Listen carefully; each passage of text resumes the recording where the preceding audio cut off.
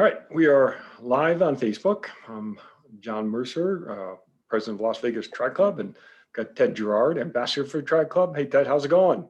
Good. How you doing? Good. It's Friday night, a week after your Everesting. Friday night. It's been honestly, John. It's been a crazy week of finishing off the Everest, and then Sunday barely moving. Monday things started to get a little bit better, but it's been I didn't share this with you, but it's been actually really stressful, the whole Everesting thing, because I had to wait to be validated by the group in Australia that keeps track. And I kept checking over and over again. Just kept saying pending. And then they were validating other people from last weekend, and mine wasn't getting validated. And I'm like, oh my gosh, if I have to do this thing again. But I was literally thinking I might do it again like this weekend, right? But there's no way I could. My legs still are not there. But I'm like, okay, well, maybe next weekend. And then this morning I got the email that mine was validated. Oh, congratulations. And I was just like, oh, finally, like all week I've been just so, because they said it could take up to a week. Yeah. But like other people were getting it. And so yeah, this morning that I got that message, and honestly, it was like I did it again. I was just like, right. It was weird. I was waking up in the middle of the night going like, what did I do wrong? Yeah, right.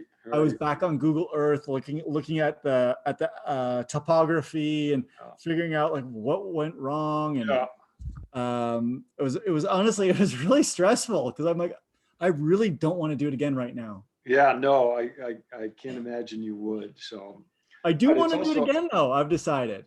Oh yeah? Nice. Yeah. I want to do it again, but on a steeper grade.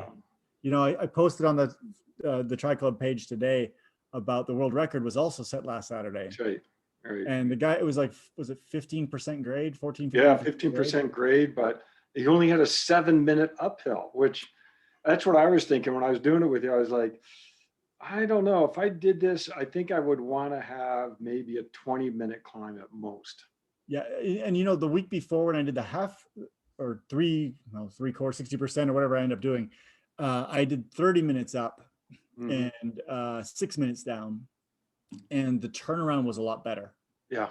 Like the restart was a lot better. Yep. And so yeah, in retrospect, I probably should have went from that, mile 6 where it really got steep and just did that half.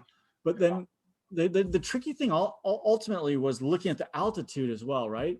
So if you're starting at 6,000 and you go to 7,500, like you're at higher altitude longer. And then when I did the half, I started at 6,900 and went to 8,300. Yeah, that's a big deal. It's a big deal being at that altitude for a long time. So my thought on doing it again is going down to California, find the spot where people are doing it down there, where it's steep, and and see if I can do it in under 100 miles, right? Which is possible. Yeah. And see what I can actually, now that I've done it once, see if I could do it faster. Oh, that's good. Which would be pretty cool. But then again, hopefully we'll be back to racing regular triathlons and stuff, and I won't have to do these crazy things. Well, let's talk about racing because I think tonight we're going to do a topic on how to go faster in a 5K. Yeah. Now, obviously running now, so rather not cycling. And you and I talked, and we said, okay, well, let's extend it out to how to go faster in a 5K during a sprint too. Yeah, during sprint triathlon. Yeah. So a lot of the pieces are the same. What's that? And a lot of the pieces are the same. They are. When's the last time you've done just a 5K? It's got to be last 4th of July. It's a long time. Like to do just a 5K standalone. It's probably last 4th of July. I usually try and do 3 or 4 a year. Okay. But with COVID and everything, there just hasn't been. I mean, there's been a few 5Ks that we could have done, but I'm still leery to go out in a big group of people and actually race. Yeah. Oh, I did no, that's not true, because I did a couple really hard 5Ks during the VR series. Oh yeah, that's right. Where I, shooting, well, for me, it was hard. I was in the 19s. So, it's still moving. All right. Well, I'm going to take some notes, because I'm actually double dipping on this, because I did get asked to contribute to an article. I don't know which, some publication on some tips to go faster in a 5K. So I'm going to write some of these down as we go along, and I'm going to steal them. So where do you want to start? Well, I think that the first thing we should really, really talk about, and we've mentioned this before in our conversations, is that understanding that 5K is aerobic, right? It's primarily, this is an aerobic exercise. And if you do not spend critical time developing your aerobic system, it's not going to work for you, right? Yeah. This is not something that, yes, weight training can be part of this and plyometrics can be part of this. But if you don't have the aerobic engine built, you're not going to go fast in a 5K. And so that being said, that's something that takes potentially years to build, right?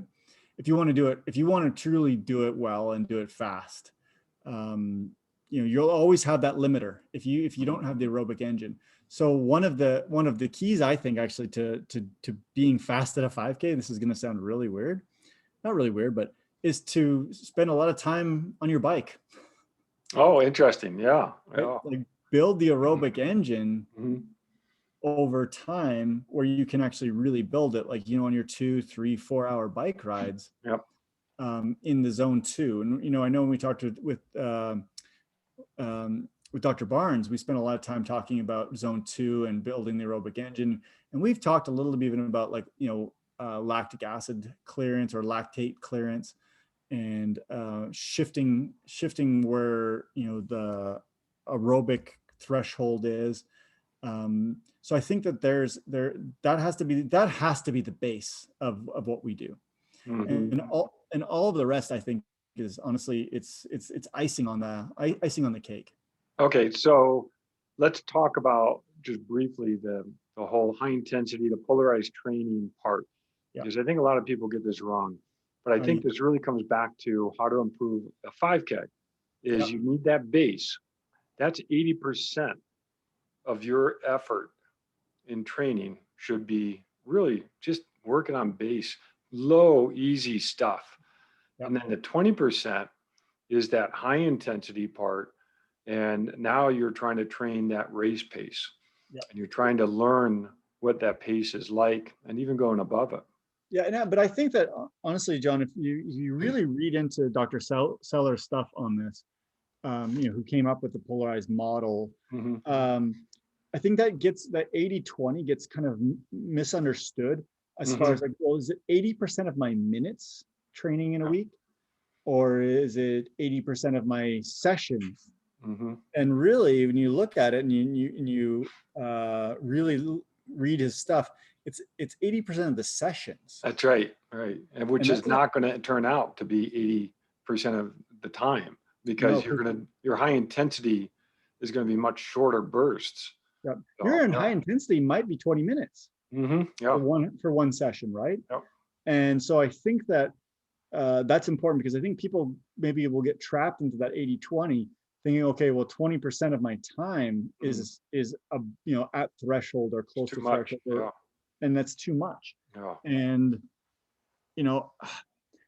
I get frustrated, listening to podcasts and reading articles about like all these intricate interval sessions, and you got to do like 4 sets of 8 and 6 sets of 12 and whatever the case may be. Probably not 6 sets of 12, but it doesn't have to be that complicated. It really doesn't. It's, when we've talked about it before, it's easy when easy, hard when hard. Easy as long as you have time for in the week. Hard as you can go for the shortest amount of time, really. I mean, my hard sessions, honestly,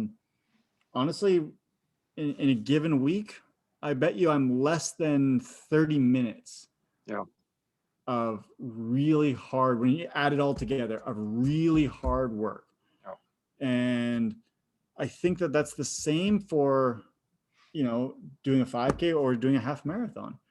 I think that they're very similar, because when you get to be a point where you can actually race like half marathons relatively efficiently, your 5K split times aren't much different than your 5K race time. Because you're, at least for me, I'm at almost the same limit for both of them. And I think it's because of those of the energy systems that we're talking about. And even if you look at really elite runners, you know, a really elite runner, let's say an elite age group runner, right, is going to do, let's say, a 16-minute 5K. So then you look at it, well, what's their 20K time? Right. And their 20K time is just barely 4 times that, right? The pace is not much different because we're talking about aerobic capacity more than we're talking about, you know, just pure like anaerobic speed. Well, one of the classes I'm teaching right now, Physiology of Endurance Performance, I use Tim Noakes' book, The Lore of Running. Yep. And he talks about what he calls fatigability across race distances. Yep. And different athletes have different fatigability. So one athlete can be faster than another at an 800, yep. but then it can be about the same performance at maybe, you know, 1500 meter. And then maybe it's switched for a 5K. And so one person may have good fatigability and the other not so. And so it is good to, you can use that information if you know yourself in terms of predicting your future performances based upon even shorter distances. Yeah.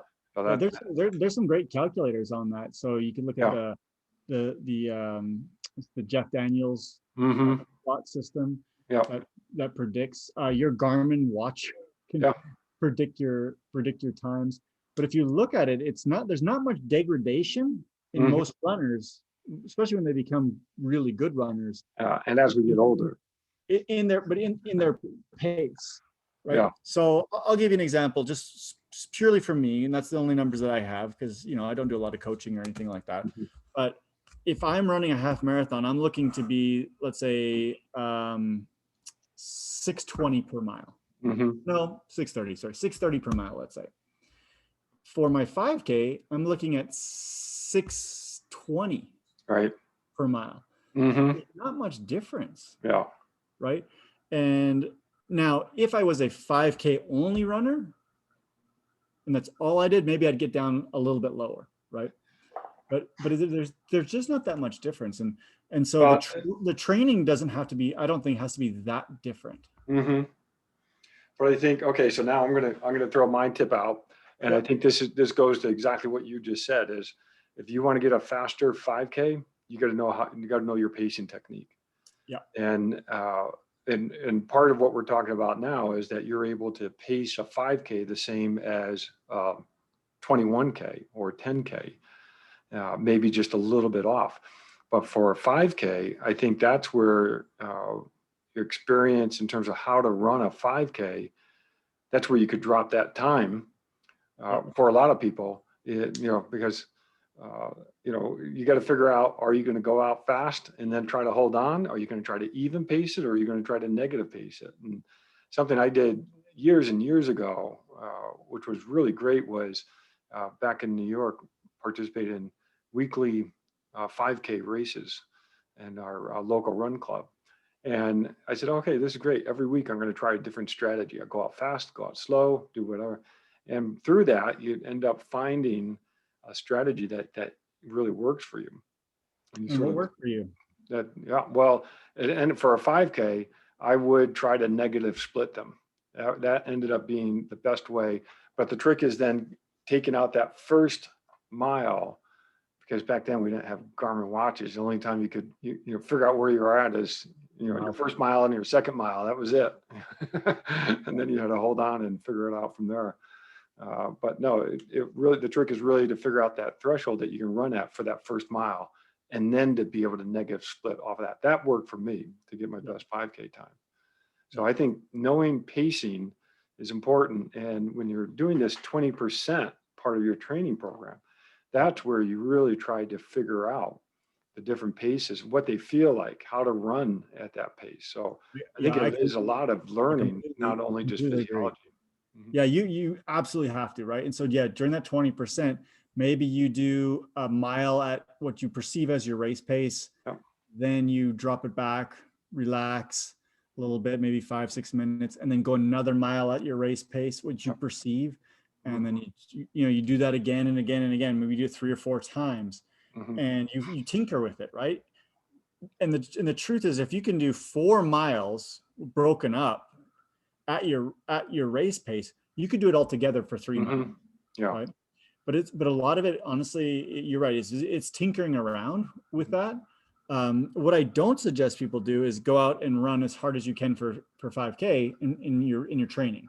Yeah. Right.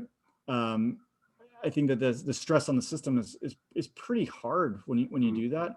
But I like the idea of breaking it up. Even if you do like 2.5K, take a little break, 2.5K again, take a little break. Because what we'll find is once you get fatigued, then your form starts to fall apart, and that's when we get injured, and and all those other things can potentially happen. Well, we're going to tie it back to triathlon. I know when I get ready for a sprint race, when I have one on the calendar, really the week, maybe the 2 weeks before, I make sure to include really short bursts, maybe half a mile, actually less than half a mile, where I'm going at race pace or faster, just to retell my brain what it's like to run fast and prep for that sprint triathlon. Yeah, it's weird because we haven't been racing. It's so funny. Like, I'm nervous to run fast right now because I haven't. Right. Because once I recognized that there wasn't going to be any racing, and I started doing all this long bike riding, I kind of let it slide. And so now I've kind of, I'm come up some plans for the rest of the year, and I'm like, man, I got to get some faster running in again to retrain my brain, So, but then again, you can get some fast stuff on the bike too, right? So I like to do some over speed cadence stuff on the bike. I think that actually can help. The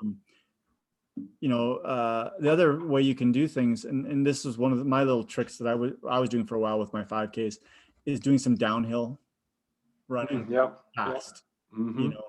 But once again, wouldn't necessarily do like a full 5K fast, but like do 200-300 meters and nice and fast on the downhill, then relax, do it again, relax. And the other thing that we haven't talked or spoke much about is when we go fast, one of the things that ultimately happens is your technique can suffer, right? And so the keen athlete will start to recognize when their technique starts to go, and won't keep doing another interval and another interval, or shortening intervals so you can maintain a good technique. So I think those are all pieces of the puzzle. And then obviously, the other side is doing the uphill stuff, right? So you really can build up a lot of strength with your uphill stuff, and it does take strength. 5K is, I may mention it's aerobic, but it's strength endurance. Right? You do have to have resiliency and strength in order to do it. All right, let's try another one. What's your next tip? Okay. Little secret one is jumping rope. You didn't see that coming. No, I didn't see that. But we do, in my class, we go over using plyometrics quite a bit. Yep. And jumping rope is plyometric. People don't recognize it. And then one of the things that I do when I jump rope is I really do focus on getting my feet off the ground, right? So, this is a big term in plyometrics, but it's called the amortization phase. And I think maybe we should actually talk about that because, you read a lot of stuff about plyometrics and running.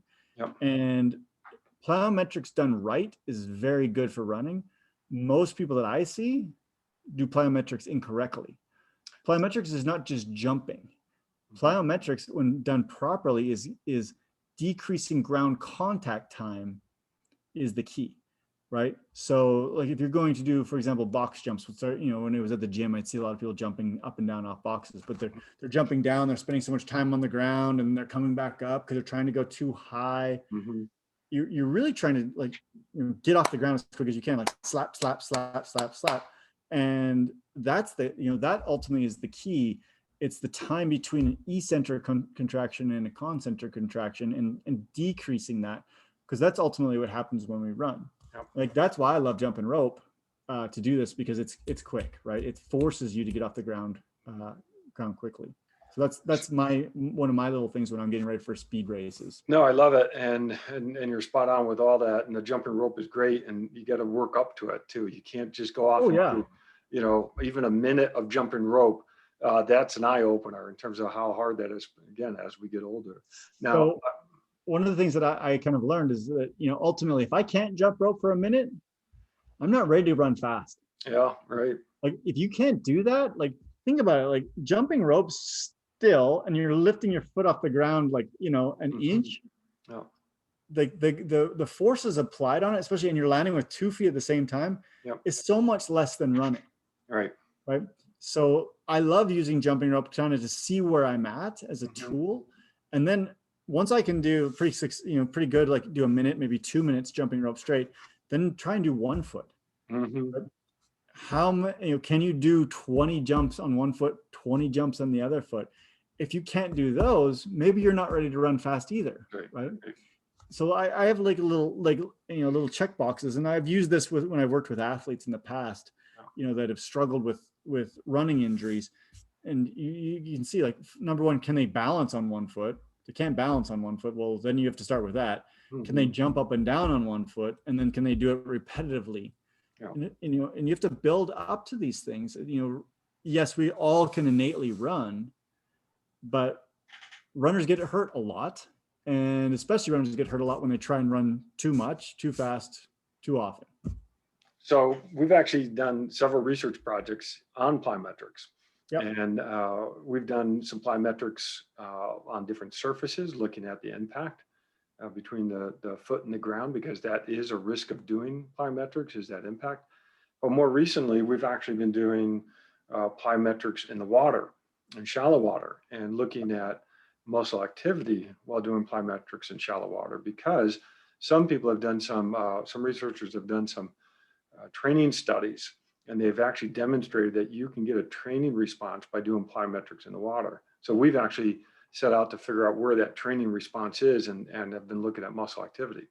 And it's funny, I do plyometrics in the water. Like oftentimes when we finish off our swim, honestly, I don't like to swim as many yards as the rest of my group. So if I got a little lane space, I love to get in and do just waist deep plyometrics in the water.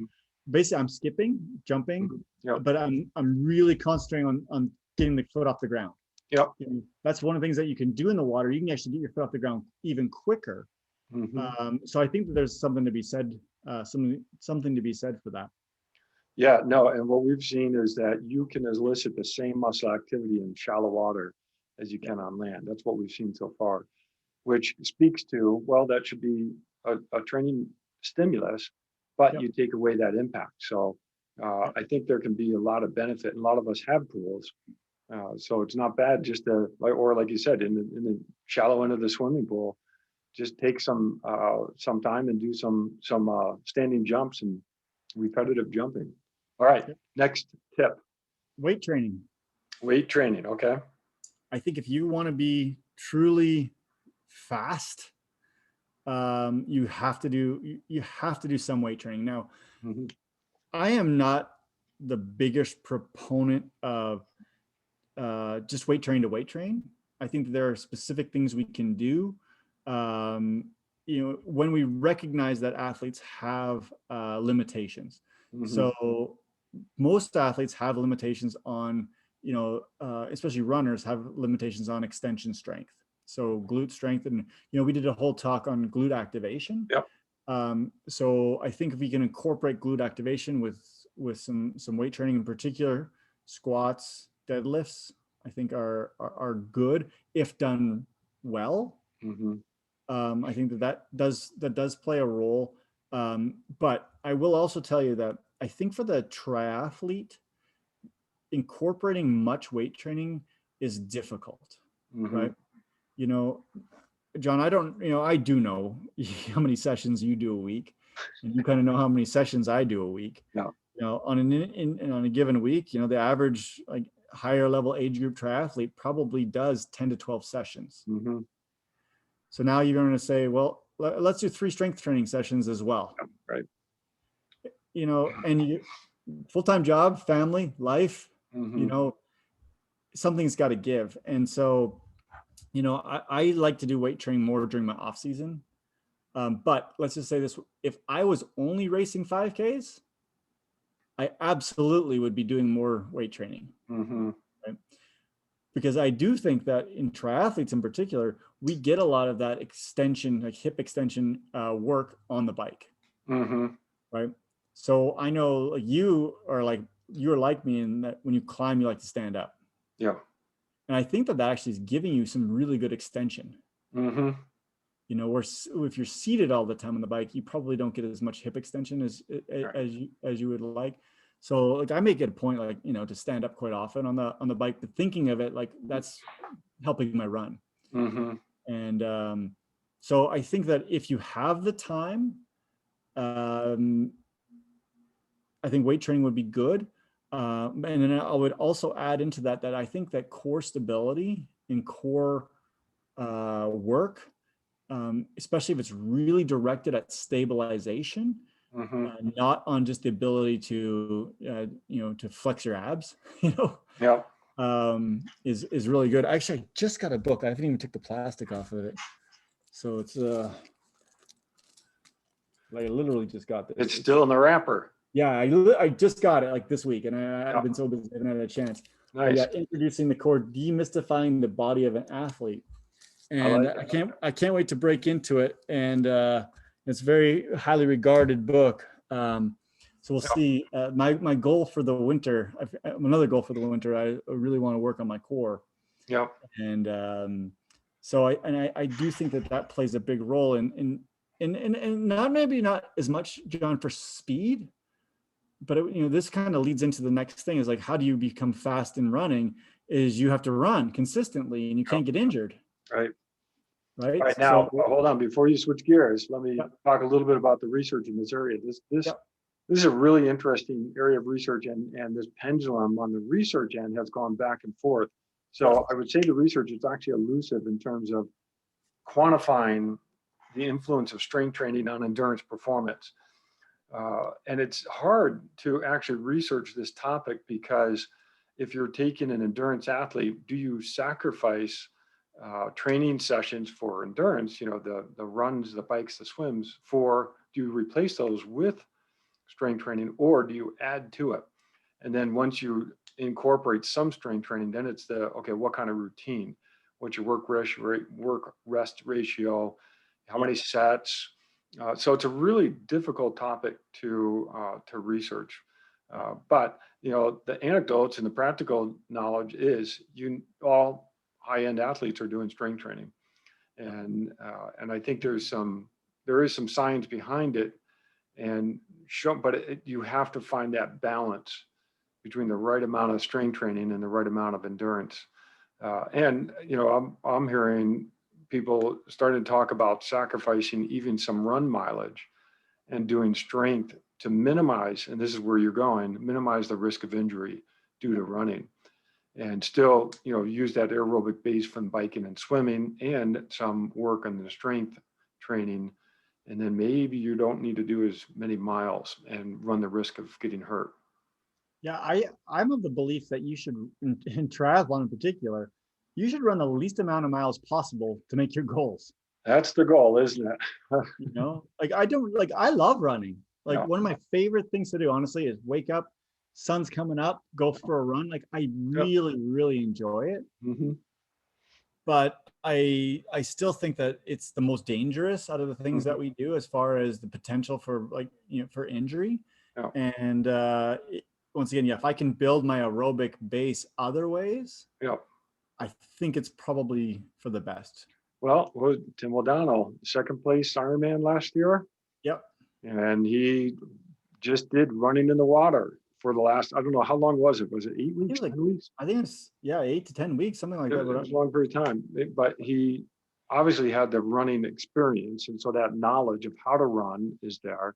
He obviously had the fitness, from biking and swimming, and then the running in the water. And we've done a lot of research on running in the water, actually. And we have found that you can actually simulate muscle activity very similar if you use high intensity running in the water. So you got to do intervals in the water. Yeah. So that's actually pretty neat to see him do so well with very little, no running on land, but then running in the water. So, and even if you look at some of the training logs for some of the elite triathletes, they're not putting in, 100-mile weeks. right. Right. Mm-hmm. Like an elite marathoner is, Mm-hmm. and maybe an elite half marathoner is. Yep. But we have to remember, as triathletes, we're getting benefits in other ways. We're not just doing that. And I listened to an interview with Gwen Jorgensen just recently, and she was talking about how she still is riding her bike a ton. Mm-hmm. She's a marathoner now, and she's getting aerobic fitness from the bike, and she's still swimming. Mm-hmm. And I think that says a lot. And more of the even marathoners are trying to do other things because they're recognizing that. I like it. Okay, next tip. Next tip is, man, I got several. I don't know which way to go. So I guess the next tip I think is, oh man, let's talk about recovery. Oh, okay. Yeah. I don't have that on my list. That's good. One of the things is that, especially if you're spending a lot of time doing these things, you've got to allow your body time to recover. Mm-hmm. And that is with days off, which I'm not good at taking days off, as most triathletes aren't. And then also sleep. Yeah. So the combination of the two of taking some days off, especially around those intense sessions, either the day before the intense session or the day after the intense session. I think that's critical. Mm-hmm. And then as triathletes, we have to prioritize sleep. And we've talked about on the podcast before, on our talks before, of how many hours of sleep do you need as an endurance athlete? The truth is you're never enough. Mm-hmm. Right. We talked about how many bikes should you have, N+1. How many hours of sleep should you have, N+1? Yeah. And we oftentimes have to feel like we have to sacrifice sleep to get in another session. Mm-hmm. When really maybe an extra hour of sleep would have been better than that hour run. Yeah. But it doesn't match up to what's on your training peaks that your coach puts out, and I think that if you're tired, you're tired. Yeah. And you have to recognize the days that you're tired and do recovery. And that, and that goes even for, let's say you had an intense session. Mm-hmm. If you wake up and you're not feeling it, either take the day off or just go and do a nice, easy zone 1, zone 2 run. Yep. And wait till the day where you get out of bed and you're like, oh, I'm ready to go. Or you get home from work and you're like, oh, I'm ready to go. Those are the days to do intense work. We try and quantify these things with like Oura rings, and I have a Whoop strap on, and measuring HRV and all these things. And the things I've learned about measuring recovery with these devices, they work, but your body knows best. You know best. Yeah. And I think that would be my next tip. So that's a great one. And again, this is an area that we've actually done some research on. We've looked at the recovery boots. We've looked at compression gear. We're actually gearing up for another study that has to do really with recovery using another product, that Incrediwear. Yep. So we're going to see if we get funding to do that project. So we recognize how important recovery is. This is another really tough topic to research and actually get the science behind, because it's how do you quantify recovery, and then how do you separate out some of the use of products from even like a placebo effect? Yeah, and I think, and I have many of these products, right? Yeah. Like I have a Normatec.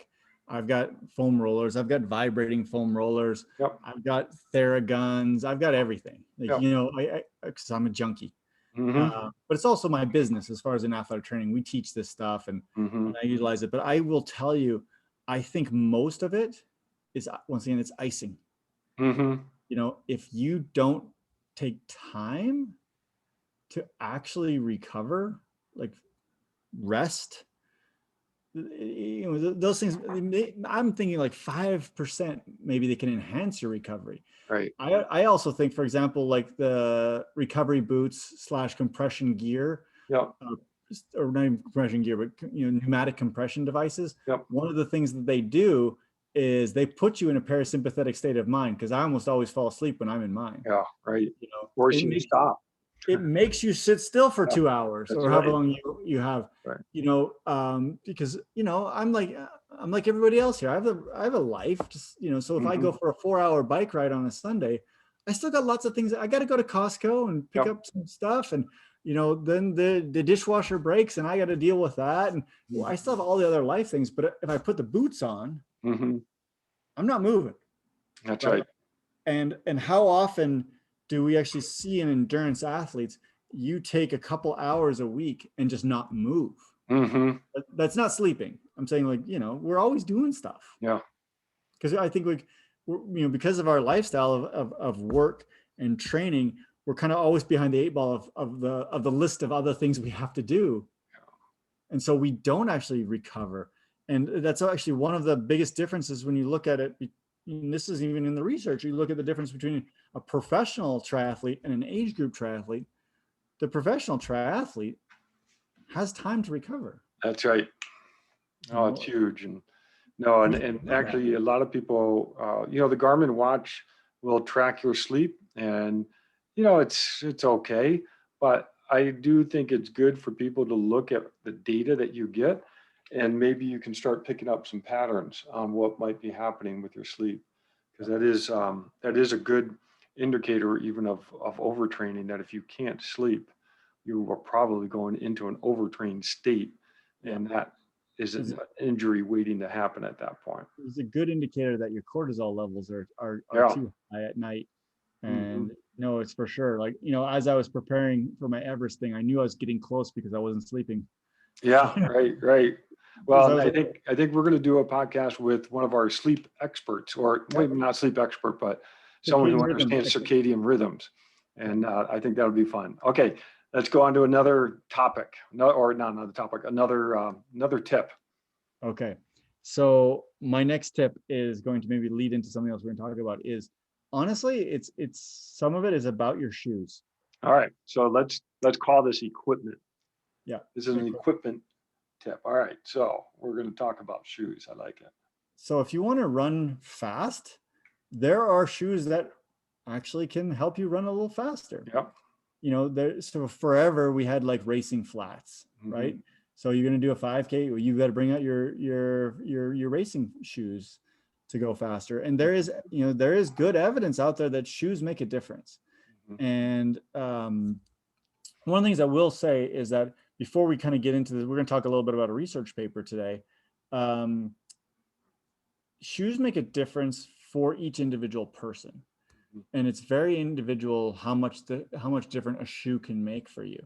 And one of the things that we're seeing in the research is that different shoes for different people will affect their running economy at different rates. So, John, why don't you, this is your world, talk a little bit about what running economy is. I know we've talked a little bit about it before, but. So we've done a lot of research on shoes, and we do everything from mechanical testing of shoes, where we put the shoes into a specific instrument to figure out how much energy they absorb on impact. And then we put people in the shoes, and then we have them run across certain instruments that measure how hard they hit the ground. And then we also have them run maybe on a treadmill at this point, and then we measure how much oxygen they're using while running. And if we know oxygen, we know how they're converting or transforming chemical energy to mechanical energy, and that's the use of oxygen. The more oxygen you use, the more you're converting your glucose and fats over to muscle contraction, in essence. And so if you're running a particular speed, we can quantify how much VO2, how much oxygen you need to run that speed. We call that running economy. If you become a more efficient runner, you become a more skilled runner, to run that same speed would actually require less oxygen, which is a good thing, because now you're not converting as much energy over to muscle force, and you've learned maybe how to coordinate your muscles better, or you've learned how to apply a force in the right direction or in a better direction. There's lots of technique issues with even improving running economy. But going to the shoes, and to your point on how a shoe may affect a runner, we can mechanically test a shoe, and we can rank order them from best to worst in terms of absorbing impact energy. And then we put a person in the shoe, or two people in a shoe, or the same model shoe, and how those two people would respond to running in that shoe, which it's entirely different. And it's different based upon how the person's built, their morphology, how their bones are, how much they weigh, how their mass is distributed. It's a function of their running experience, how skilled they are with running. And then it's also, what surface you're running on, how you're running, where you're running, your environment. And then it's also just a mechanics issue in terms of, how you're able to generate force and coordinate those forces. So you put all those things together, and every person, is going to respond differently to a shoe. And so, so that being said, I'll give you an experience of a take home for people. Yeah. So how do you decide which shoe you want to race in? Mm-hmm. And so, this is like 3 or 4 years ago, the last time I've actually done this, because I was contemplating between about 3 different race shoes for half marathons in a triathlon. And so what I did was I took the 3 sets of shoes, okay, went to the track, and then I did mile repeats at a certain heart rate. So the heart rate I chose was what I thought the heart rate of my race was going to be. So I think at the time it was like 155 beats a minute. Mm-hmm. I'd have to go back and look at my data. So, warmed up everything and did a couple miles with some repeats and some speed stuff. And then I was like, okay, here comes the test. So I put a pair of shoes on, run a mile at 155 pace or 155 heart rate, and then look exactly at the pace. Then rest, do some active recovery, switch shoes again, do it again, look at the pace. So repeated 3 times. And then I could rank order the shoe that was fastest for that mile, knowing that I kept the same heart rate. The shoe that was most efficient for me would win out. So I did it once, and I'm like, okay, well, this is, this shoe is 2 or 3 seconds per mile faster, which doesn't seem like a lot, but when you're talking about, a 13-mile run, let's say I gained 3 seconds a mile. Okay, that's getting there. It's a minute. Yeah, yeah. Right. And so then I was like, okay, well, it could be, in my head or the order I did things in. So the next week I did it again and just changed the order. And the same shoe came out that it was 3 seconds faster. Wow. Yeah. And so I was like, okay, that's my shoe. And to be honest with you, it wasn't the most comfortable out of the 3, but it was the fastest. Yeah. And that was my go-to shoe for like 2.5 years. I ended up buying like 3 or 4 pairs of them. And I loved those shoes. But the problem was, one of them, I wore them for quite a while, that shoe. But eventually I came to the point where I'd started losing toenails in that shoe. Oh, yeah. That's a problem. It was the fastest shoe, but once again, it wasn't the most comfortable. And it was on a 30K race that I lost a toenail.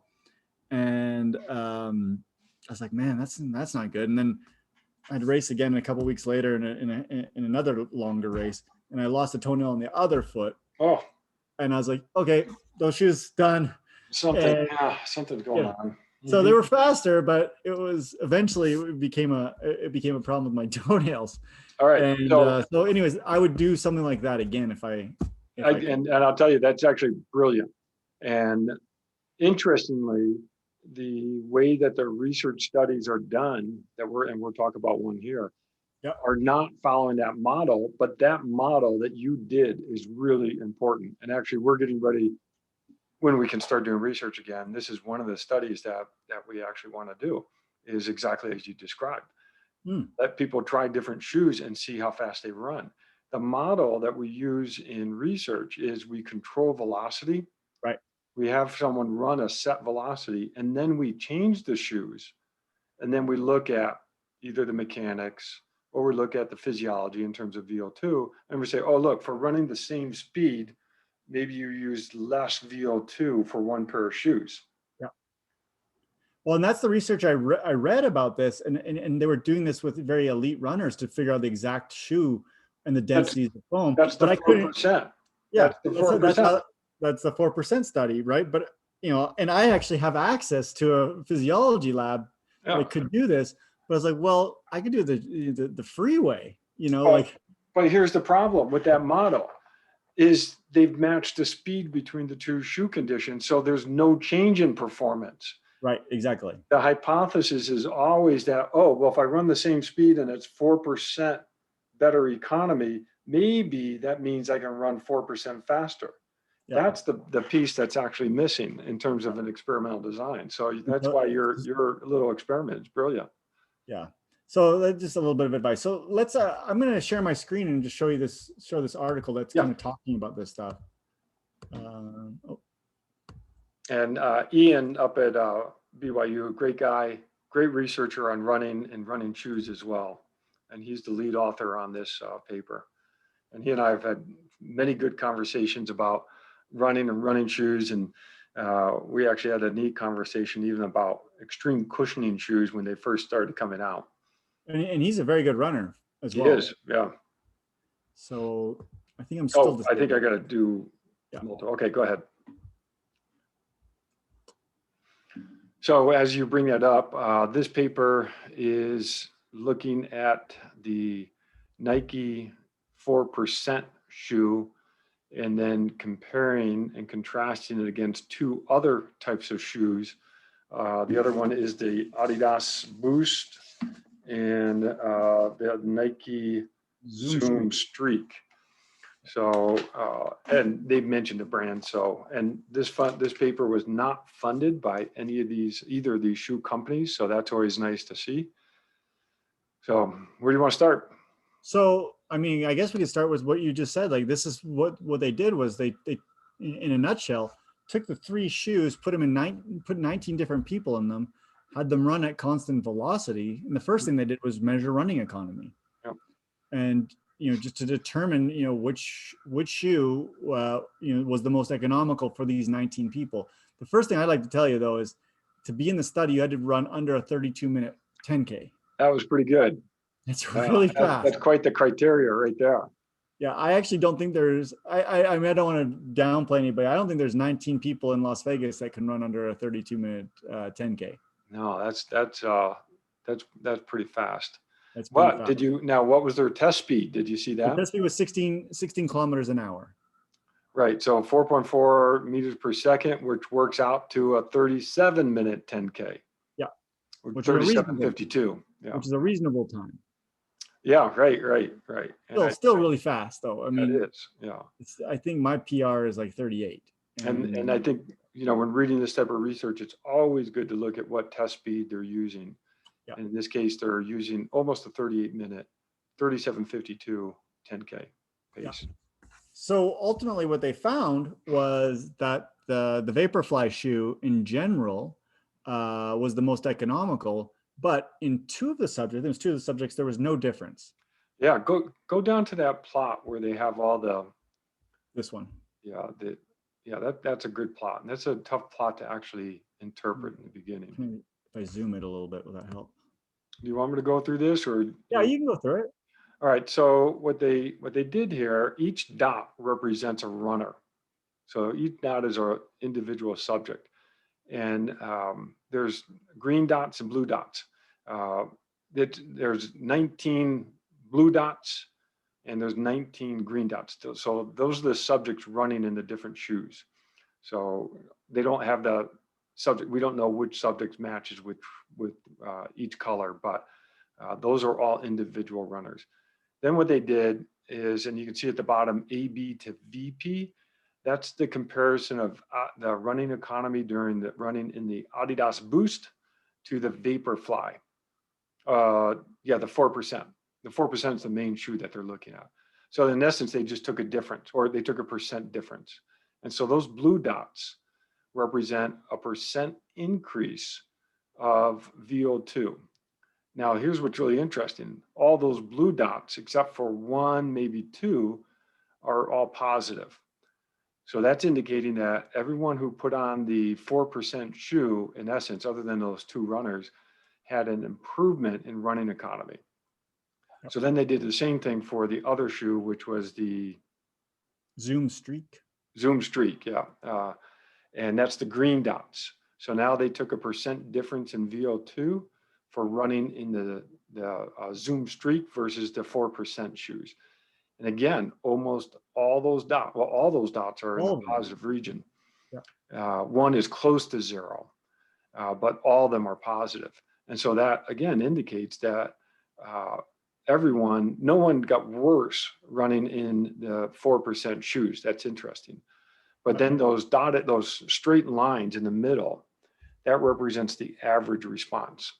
And so like that's the Adidas Boost. Yeah. And then the dotted line is the Zoom Streak. So the higher that number, the worse it is for you.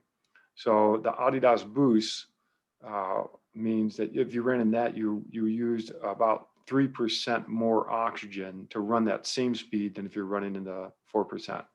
I think the other one was like 1.9%, somewhere right around 2%. Yep. So, but this goes to your point. All these people had different responses. I mean, look at that one way up there at 6%. Yep. That person should be running in the 4% shoe. Yep. The person down at the 0%, 46 or 40, yeah, right there, it doesn't matter in terms of VO2. So now, if that's you, then you may be picking one shoe over the other for a different reason. Yep. Something else to do with your gait or either some other reason other than running economy. Now, these are all running the same speed. So again, running performance didn't change.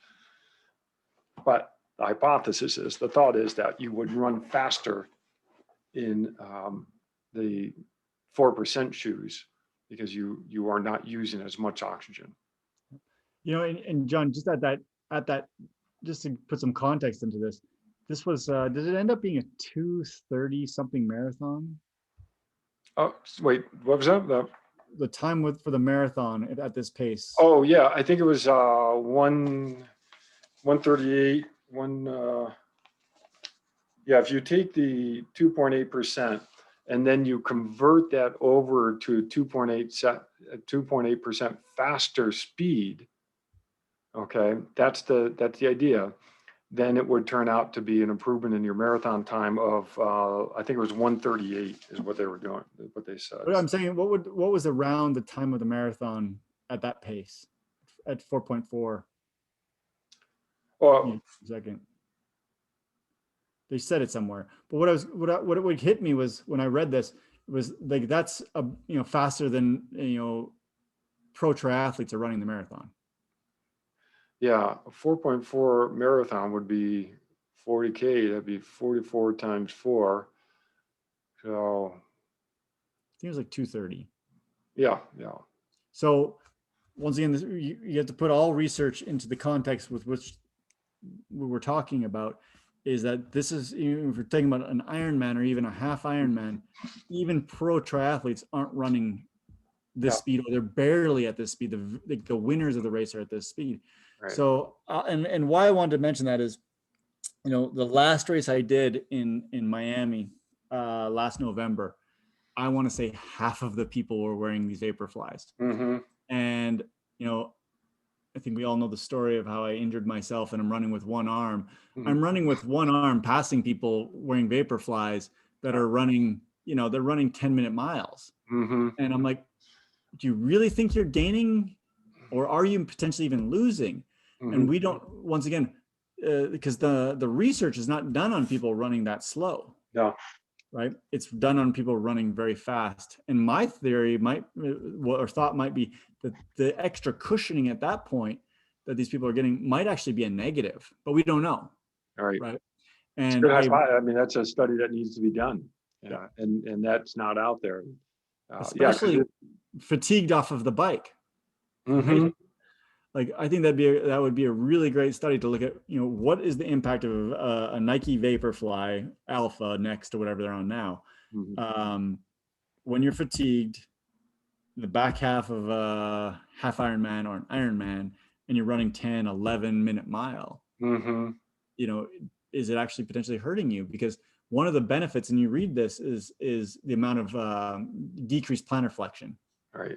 Plantar flexion velocity gets decreased, and the having to do with the stack height and all those Mm-hmm. pieces may be harming people running slower, and we don't know. Yeah. So that being said, you could always go back to the track application that I gave you. Yeah, and, right. Take a pair of these shoes, and then take your something else, and just see for yourself at the pace you're going to race at. Mm-hmm. Right. Yeah, and I think that's good. The problem is the shoes are pretty expensive. So you got to get to one of those stores that lets you test them out and then send them back. Yeah, there you go. But at $290 or whatever a pair, I don't even know what they are, $250 if you can even get them.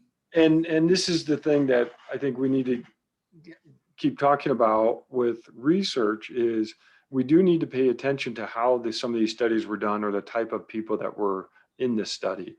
And it is hard to, look at a study about Eliud Kipchoge, and then, for me to try to pull something from a study on him, because we're, obviously not only speed different, but our body types are different.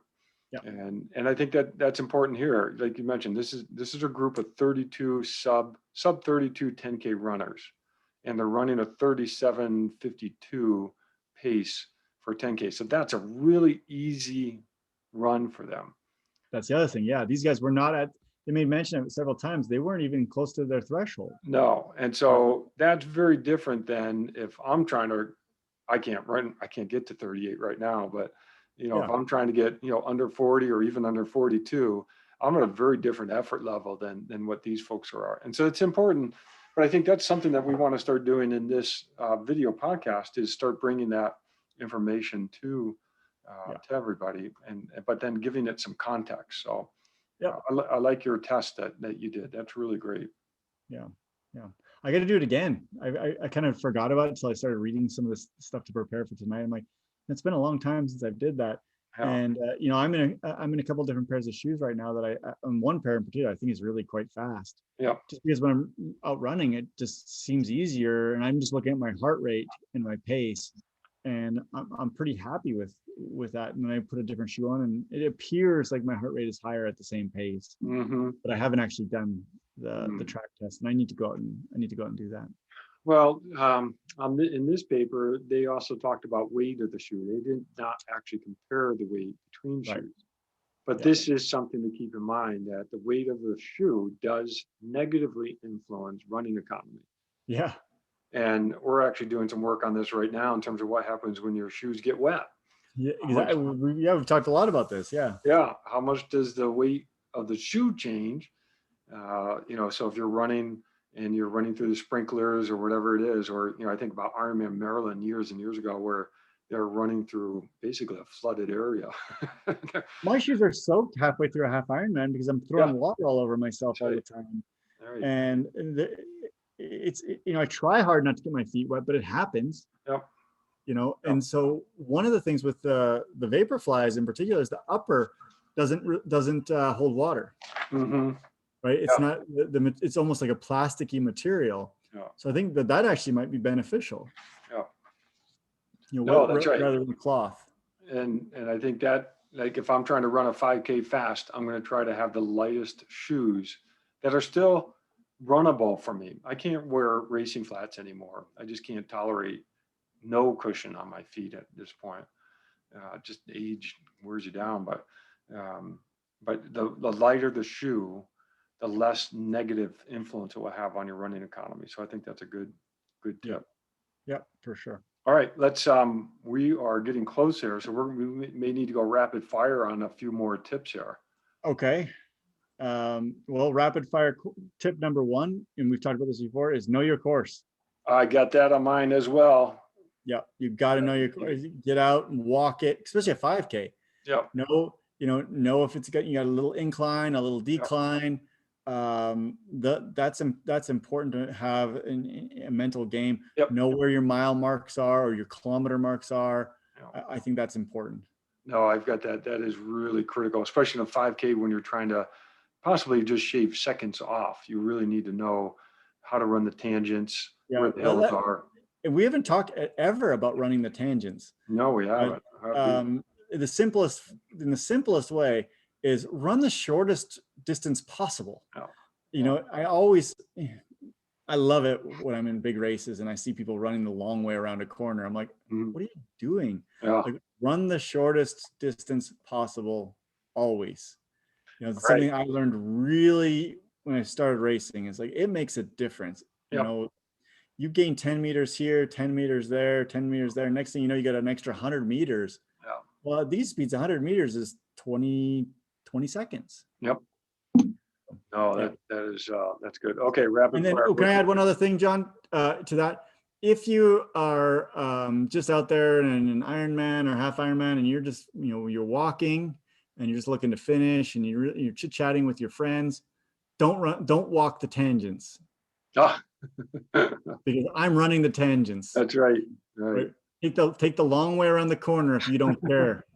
Because especially on multiple loop courses, when there's people that are really running hard, I'm telling you, there's nothing that frustrates me more than I got two people chit-chatting as they're walking the half Ironman course or the Ironman course, and I'm coming up on them, and they're on the tight end of the corner. Yeah. So just a little friendly advice. Walk the third lap on the track. Exactly. Third lane. Yeah. All right. Rapid fire. What's your next one? If you want your fastest possible 5K, run it on a track. Oh, okay. If you're just saying, I want to set a PR, tracks are fast. They're fast for a reason. Yep. I'm going to put that there. Okay. Or a dead flat, road. I guess you're really fast. It's like you 1 or 2% downhill. Yeah. Well, I mean, there's marathon, Revel marathons are designed to PR and, have an elevation loss. And so, you pick your course that you want to, if you want to run a PR, you find the right course. So yeah. Rage and any of our races down at Lake Mead, those are not PR courses. No, if you can come close to your PR on those ones, all right, you're doing well, especially with the footing on those. All right, so, I'm going to jump in. I'm going to say rapid fire. Pick the right day, temperature. Yeah, weather. Temperature. Yeah. So I don't think temperature plays as much of a role in a 5K. Yeah. Because I think you can kind of get through your 20 minutes without really core temperature moving up too much, but still, I think there is something to it. Yeah. Yeah. All right. Rapid fire. Well, I've only got really one or two more here. So okay, what do you got? Go for it. No, go ahead. Well, I'll put them together. Nutrition and hydration, not for a 5K, not necessarily taking something in for a 5K, but knowing pre-race what to take in. I think that's important. Now, but again, we may be talking to people who are doing a 5K, maybe 30 minutes. Maybe they're trying to get under 30 minutes. And at that point, you do want to think about, what you would take in, but don't overdo taking in during a race. I think one of the tips I would give is you probably don't need much fluid or fuel for a 5K. That was actually on my list. Is skip the aid stations on a 5K. Yeah. The only time I'll take it on a 5K is if it's hot and there's water and someone's got it in my hand, I'll take it and throw it over my head. That's right. There's no way the water you drink is getting anywhere in the amount of time you're running a 5K. Yep. There's just no way it's getting in. Especially if you think about, like, you got 10 minutes left in a 5K. Mm-hmm. And you drink a bunch of water, it's just going to sit in your stomach. Yeah. So it's added weight and it's added gastrointestinal distress. So I was with you on that too, with the nutrition. I'll tell you a really quick story. I used to run track in high school a long time ago, and can still remember I was doing a 3K, and about 2K and threw up, my Big Mac that I had for lunch. Oh, I didn't know back then, no, right. So yeah, I think that it is important to have a relatively empty stomach, especially when you're at these intensities. Yeah, sometimes you want to race hungry. Yeah, if nothing, you have maybe a little bit of sugar, just enough blood sugar to get you going. But yeah, you don't want to. You definitely, especially at high intensities, you don't want a full stomach. All right, so then my triathlon specific 5K is transition. Make sure you know what you're going to do and be very deliberate so that when you exit the transition, you have your best chance to run well. Yeah. Get your shoes on right. If you do socks, whatever, but get your shoes on right, get them positioned right, hat, belt, whatever it is. Yeah, and then the other thing to remember, I guess, in that one is your run doesn't start when you exit the transition. As soon as you get your stuff together, just you're going, right? Like don't meander to the transition and I hit the run start banner. Now it's time to run. I'm running with the bike already. That obviously is part of the time. My last thing. And this is going to sound weird for 5Ks, is oftentimes we're dealing with a lot of volunteers. Always make sure to thank volunteers. Yeah, that's right. If you get the chance, hang around afterwards, chit chat with people, really kind of look for the people that are helping out. They're there on like a Saturday morning or a Sunday morning or whatever. I always try and make it a point to thank as many people as I can, because it's a thankless thing to go out there. And there is research on even things like the influence of smiling during running, and it does actually, it can help. And so, you giving out my secrets. I wasn't going to share that one. Yeah, right. So I love that. I think that's a good one to end on. Let me run through them really quickly, and I'm grouping some together. Training. We talked about 80-20, aerobic base, bike, swim. I've got strength training, including jumping rope, plyometrics, be in the weight room, core stability. I've got actually cross train. I need to combine that with training, but that would be the run, bike, and swim part. Run in the water. I've got pacing, practice your race pace. Try different race strategies. Course knowledge. These aren't in the same order. Equipment. We didn't get the clothing, but that's actually something important. Shoes is what we talked about. Weight, energy absorption, economy, temperature, recovery, sleep, and then nutrition, hydration, and then thank the volunteers. Yeah, absolutely. And celebrate the finish line. That was fun. That was a good one. Yeah, I really enjoyed it. What do you got going on this weekend? I'm still in recovery mode for off season. I really have tried to take 1 or 2 weeks and really back off. Yep. So I'll just go for an easy run, a little mountain bike, on the road, not on the trails, and jump in the pool, do some swimming, but just really focus on getting my brain and body back to base, and then I'll start building again soon. Okay, we got to start planning our 200-mile bike ride. Yeah, that's right. I'll have to work back up. That's the other thing. I'm finishing up my latest bike build, trying to do some cranking on that. So it's fun. Good stuff. You got anything going on this weekend? I am same with you. I'm trying to take it a little bit easy, but still, maintain something. So tomorrow will be like a 10K run, easy, and then an easy swim, and then Sunday go out for a little bike ride, and then we have Columbus Day on Monday. So I scheduled an online exam for my students so I can go for a bike ride in the morning. Oh, nice. I like that. So go for a bike ride on Monday morning. I'm thinking about going out to Valley of Fire, and that'd be nice. On Monday morning, and then bike from Valley of Fire into Las Vegas. I've never done that. Have you done that route? No, I haven't. No. So by way of North Shore Boulevard? Yeah. So I've gone out as far as whatever the Silverman route took us. So not quite all the way out there, but. So I don't know. Actually, it's a good question. Do you know if like Colwell Bay or Echo Bay, are those like open for? I believe Colville Bay is open. It has been open. I haven't heard of anyone going down recently, but I knew a group even a month ago that was going down there regularly to refill. So.